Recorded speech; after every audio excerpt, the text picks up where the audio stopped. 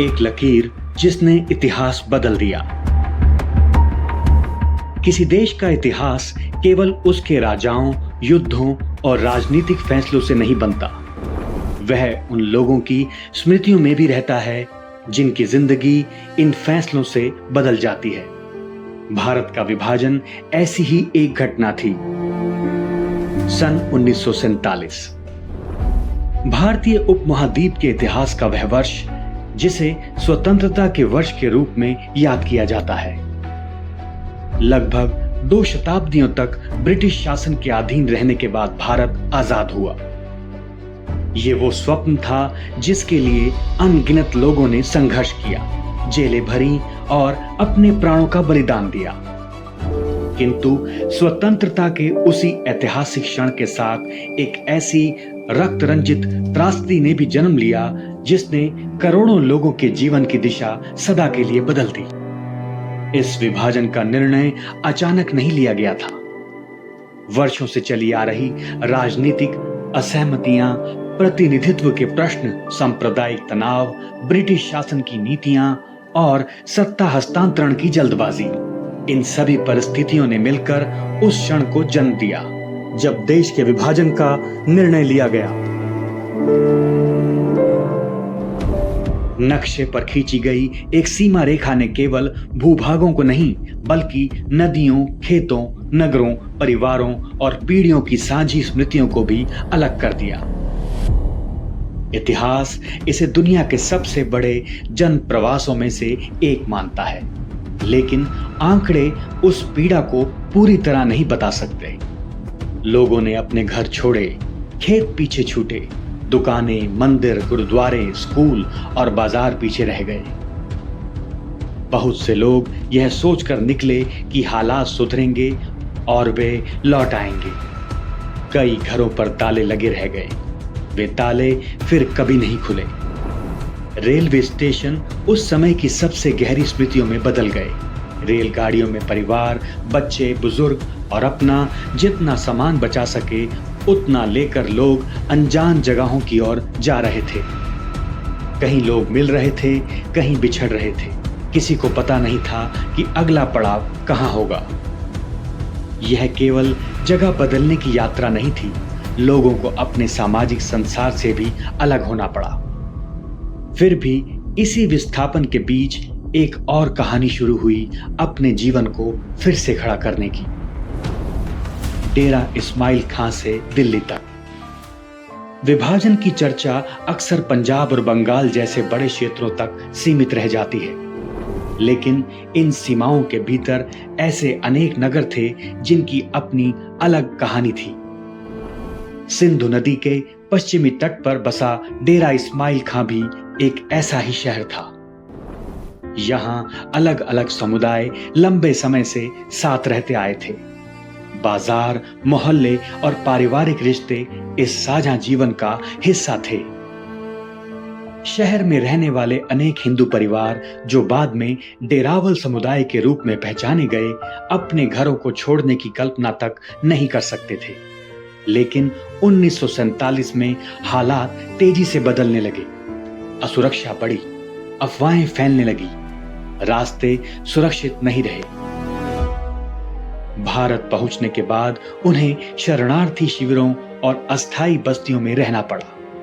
रोजगार निश्चित नहीं था, साधन कम थे और भविष्य का कोई भरोसा नहीं था। फिर भी धीरे धीरे जीवन पटरी पर आने लगा। डेरावल समुदाय अपने साथ भाषा, भोजन, व्यापारिक अनुभव और सांस्कृतिक परंपराएं लेकर आया था। दिल्ली उनके लिए नई कर्मभूमि बनी। करोल बाग, राजेंद्र नगर, लाजपत नगर और राजधानी के दूसरे हिस्सों में नई बस्तियां विकसित हुई। छोटी दुकानों और व्यवसायों से शुरुआत हुई। परिवारों ने बच्चों की पढ़ाई पर जोर दिया। समय के साथ ये लोग दिल्ली के सामाजिक और आर्थिक जीवन का हिस्सा बन गए। बंगाल, बंटवारे की एक लंबी छाया। बंगाल में विभाजन का अनुभव कुछ अलग था। यहां विस्थापन 1947 पर समाप्त नहीं हुआ। आने वाले वर्षों में भी परिवार पूर्वी बंगाल से पश्चिम बंगाल की ओर आते रहे। बंगाल की पहचान केवल उनकी जमीन से नहीं थी, उसकी नदियां, भाषा, साहित्य, संगीत और सामाजिक संबंध लोगों के जीवन का हिस्सा थे। लेकिन 1947 के बाद लगातार बढ़ते तनाव और असुरक्षा ने धीरे धीरे परिस्थितियां बदल दी। 1949 के अंत और 1950 की शुरुआत में हिंसा ने इस पलायन को तेज कर दिया। ढाका, बरिशाल, खुलना और दूसरे इलाकों में हुई घटनाओं के बाद बड़ी संख्या में परिवार भारत पहुंचे। अप्रैल से जुलाई 1950 के बीच ही लगभग 12 लाख हिंदू पूर्वी पाकिस्तान से भारत आए। कोलकाता का सियालदा स्टेशन इस विस्थापन का बड़ा प्रतीक बन गया। हजारों लोग वहां पहुंचे और लंबे समय तक अस्थायी परिस्थितियों में रहे। इन विस्थापितों में राजवंशी और मतुआ जैसे समुदायों के अनेक परिवार भी थे। पश्चिम बंगाल के सीमावर्ती इलाकों से लेकर कोलकाता और उसके आसपास तक नई बस्तियां बनने लगी। सुविधाएं कम थी, रहने की जगह सीमित थी, रोजगार की समस्या थी, लेकिन धीरे धीरे लोगों ने अपनी जगह बनानी शुरू की। यदि पंजाब के विस्थापितों की स्मृतियों में रेलगाड़ी एक स्थायी प्रतीक बनकर उभरती है, तो बंगाल के अनेक परिवारों की स्मृतियों में एक नदी बार बार लौटती है। वह नदी जिसे कभी पार करना पड़ोसी गांव जाने जैसा सहज अनुभव था, अब दो देशों की सीमा बन चुकी थी। एक किनारे पर बचपन था, दूसरे किनारे पर भविष्य। बीच में केवल जलधारा नहीं, बल्कि इतिहास की एक गहरी रेखा बह रही थी। कहीं वह पद्मा थी तो कहीं इच्छामती। समय के साथ इन समुदायों ने पश्चिम बंगाल के सामाजिक, सांस्कृतिक और आर्थिक जीवन में अपनी जगह बनाई। मतुआ समुदाय की धार्मिक और सामाजिक परंपराएं नए इलाकों में भी आगे बढ़ीं।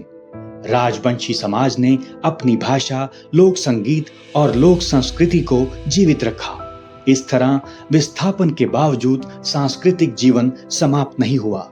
विभाजन उनकी स्मृति का हिस्सा रहा, लेकिन उनकी पूरी पहचान नहीं बना। पंजाब और बंगाल की कहानियां अलग थी, लेकिन एक बात समान थी। लोगों ने अपने जीवन को फिर से खड़ा किया। स्वतंत्रता के बाद भारत में नई संस्थाएं बन रही थी, संविधान तैयार हो रहा था, प्रशासनिक व्यवस्था बदल रही थी। इसी समय लाखों विस्थापित परिवार भी अपने जीवन की नई शुरुआत कर रहे थे। स्मृतियों से बनी विरासत। विस्थापित परिवार अपने साथ सिर्फ यादें और निजी सामान ही नहीं, बल्कि किताबें, संगीत, भोजन, भाषा और परंपराएं भी लेकर आए थे। धीरे धीरे इन परंपराओं ने नए शहरों में अपनी जगह बनाई।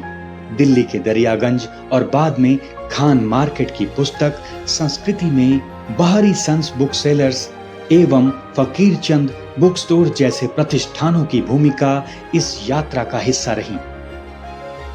संगीत की दुनिया में रिखी राम का परिवार इसका एक अलग उदाहरण है। विस्थापन के बाद दिल्ली में फिर से स्थापित हुए इस परिवार ने सितार, सरोद, तानपुरे और दूसरे वाद्य यंत्र बनाने की अपनी परंपरा को आगे बढ़ाया। उनके बनाए वाद्य यंत्र देश के कई बड़े संगीतज्ञों तक पहुंचे। एक दूसरी विरासत भोजन की थी। विभाजन के बाद आए परिवार अपने साथ अपनी पाक परंपराएं भी लाए। समय के साथ मोती महल जैसे प्रतिष्ठानों ने उन स्वादों को नए शहर के जीवन का हिस्सा बना दिया। मोती महल के पकवानों ने साबित किया कि एक व्यंजन में भी एक पूरी पीढ़ी की स्मृति संजोई जा सकती है। और शिक्षा की कहानी भी इसी तरह आगे बढ़ी। अनेक परिवारों के पास बच्चों के लिए विरासत में देने को संपत्ति नहीं थी, इसीलिए उन्होंने शिक्षा को सबसे बड़ी पूंजी माना। इसी सोच ने सलवान पब्लिक स्कूल जैसे संस्थानों की नींव रखने में भूमिका निभाई। विभाजन को अब लगभग 8 दशक हो चुके हैं। विभाजन की स्मृति केवल पीड़ा की स्मृति नहीं है, इसमें उन लोगों की मेहनत और दृढ़ता भी है जिन्होंने सब कुछ खोने के बाद फिर से शुरुआत की। आज भी किसी परिवार के पुराने संदूक में एक चाबी मिल सकती है, किसी अलमारी में वर्षों पुरानी तस्वीर रखी हो सकती है, किसी बुजुर्ग को अपने गांव का नाम और वहां की कोई छोटी सी बात अब भी याद हो सकती है। विभाजन ने लाखों लोगों को उजाड़ा, लेकिन उनकी आगे बढ़ने की इच्छा को खत्म नहीं कर सका। उन्होंने नए घर बनाए, व्यवसाय खड़े किए, स्कूल बनाए, किताबें प्रकाशित की, संगीत को आगे बढ़ाया, अपनी परंपराओं को जीवित रखा। उन्होंने अपने बच्चों को वह भविष्य देने की कोशिश की जो उनसे छिन गया था। उन लाखों लोगों को नमन जिनके घर छूट गए, लेकिन जिनका साहस नहीं छूटा।